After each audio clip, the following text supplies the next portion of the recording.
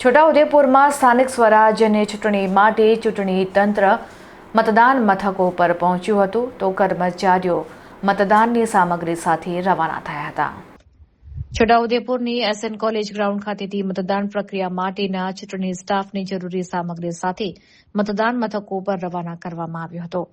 આ પ્રસંગે છોટાઉદેપુરના પ્રાંત અધિકારી મુસ્કાન ડાંગર ખાસ ઉપસ્થિત રહ્યા હતા અને સમગ્ર પ્રક્રિયાનું સુપરવિઝન કર્યું હતું।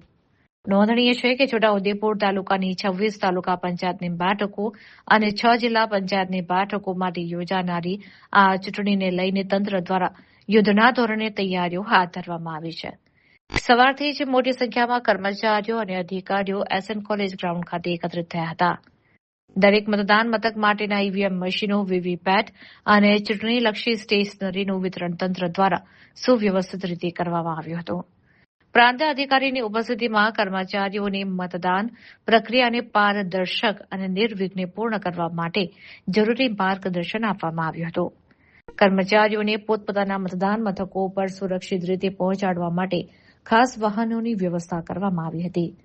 જિલ્લા ચૂંટણી તંત્ર દ્વારા મતદારોને લોકશાહીના આ મહાપર્વમાં ઉત્સાહભેર ભાગ લેવા માટે અપીલ કરવામાં આવી છે।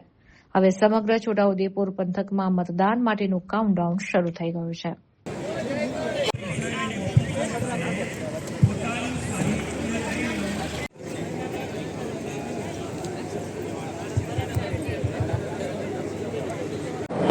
गुजरात में हाल चल रहे जिला एवं तालुका पंचायत इलेक्शंस के संदर्भ में छोटा-उदेपुर तालुका एवं जिला पंचायत की सभी सीटों के लिए पोलिंग स्टाफ को ईवीएम्स और स्टेशनरी के साथ में डिस्पैचिंग की कामगिरी छोटा-उदेपुर तालुका में समाप्त हो गई शांतिपूर्वक तरीके से खत्म।